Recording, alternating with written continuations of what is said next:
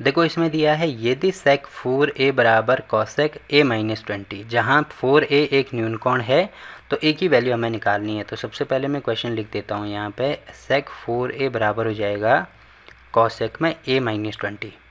अब देखो एक चीज़ मैंने आपको बोली थी कि इस टाइप के जो क्वेश्चन हैं उनको सॉल्व करने के लिए हमें ये जो बेस है ये सेम करना होगा। ठीक है, तो यहाँ पे सेक है, यहाँ पे कॉसेक है, तो सेम कैसे करेंगे? एक प्रॉपर्टी आपने पढ़ी होगी कि सेक 90 माइनस थीटा, इसकी वैल्यू होती है किसके बराबर? कॉसेक थीटा के बराबर। और वैसे ही कॉसेक 90 माइनस थीटा, इसकी वैल्यू होती है किसके बराबर? सेक थीटा के बराबर।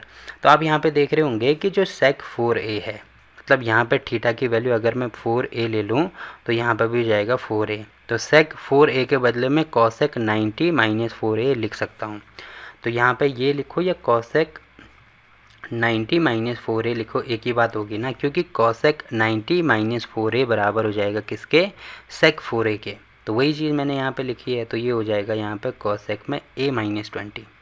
ठीक है, अब आप देख रहे होंगे कि ये जो बेस है ये इनका सेम हो गया। तो जब बेस सेम हो जाता है तो ये जो एंगल है, ये जो कोण है, ये आपस में बराबर हो जाते हैं। तो यहाँ पे मैं डायरेक्ट ऐसे लिख सकता हूँ कि 90 माइनस 4a बराबर हो जाएगा a माइनस 20। या इसको ऐसे समझ सकते हैं कि इससे ये कट गया, कॉसेक से कॉसेक कट गया, बट काटना ही नहीं है, केवल ऐसे समझ सकते हैं। ठीक है, तो ये हो गया। अब इसको इधर लेके आओ, इसको इधर लेके आओ, तो ये हो जाएगा 90। अब ये माइनस 20 है तो इधर आके प्लस 20 बराबर a, ये माइनस 4a है तो इधर आके 4a। ठीक है, तो 90 और 20 हो जाएगा हमारे पास 110, और यहाँ पे हो जाएगा 5a। अब a की वैल्यू अगर निकालनी है तो ये नीचे जाएगा ना, तो ये हो जाएगा 110 बटे में 5। अब 5 से काटेंगे तो ये हो जाएगा यहाँ पे 5 दूनी 10 और 5 दूनी 10, तो इसका मतलब a की वैल्यू हमने निकाल दी 22। तो 22 हमारा आंसर हो जाएगा। और साथ में क्वेश्चन में हमें ये दिया है कि जो 4 इंटू a की वैल्यू है 22, तो ये न्यूनकोण होना चाहिए। तो गुणा करके देख लो 88 आ रहा है, क्योंकि 90 से कम आ रहा है, इसका मतलब न्यूनकोण है, मतलब ये वाला जो आंसर है वो हमारा सही है। ठीक है, तो देखो ऐसे इसको सॉल्व कर सकते हैं। या दूसरा तरीका ये है इसको सॉल्व करने का, देखो यहाँ पे सेक मैंने चेंज किया ना, आप चाहें तो कॉसेक को भी चेंज कर सकते हैं। अब कॉसेक को कैसे चेंज करेंगे एक बार मैं यहाँ पे बता देता हूँ। ये होगा हमारा यहाँ पे मेथड 2। ठीक है, मेथड 2। तो मेथड 2 जो सेक 4a है उसको ऐसे रहने दो बराबर में। अब जो कॉसेक है ये 20a माइनस 20, इस पूरे की वैल्यू, उस पूरे की वैल्यू क्या हो जाएगी? थीटा हो जाएगी। तो आप देख रहे होंगे कॉसेक थीटा की वैल्यू क्या होती है? सेक 90 माइनस थीटा। तो थीटा की वैल्यू यहाँ पे क्या है? यहाँ पे है a माइनस 20। ठीक है, तो यहाँ पे मैं लिख सकता हूँ सेक 4a। या अब देखो जो कॉसेक है वो सेक में हमने चेंज कर दिया, तो इसको लिख सकते हैं सेक 90 माइनस में a माइनस 20, a माइनस 20।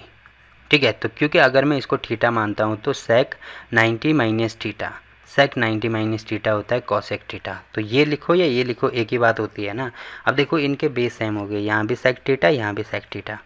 तो मतलब अगर बेस सेम है तो ये जो एंगल हैं, तो यहाँ पे एंगल है 4a और यहाँ पे एंगल है 90 माइनस a माइनस 20। ठीक है, अब आप देख रहे होंगे ये हो जाएगा 4a बराबर यहाँ पे होगा 90। अब देखो माइनस का गुणा यहाँ भी होगा, यहाँ भी होगा, तो ये प्लस है ये माइनस है, तो प्लस माइनस का माइनस a, और ये माइनस है ये माइनस है, तो माइनस माइनस का प्लस, तो ये हो जाएगा प्लस में 20। अब ये जो a है इसको इधर लेके आएंगे तो ये हो जाएगा 4a, यहाँ पर माइनस है तो यहाँ के प्लस हो जाएगा, और 90 और 20 तो ये हो जाएगा 110।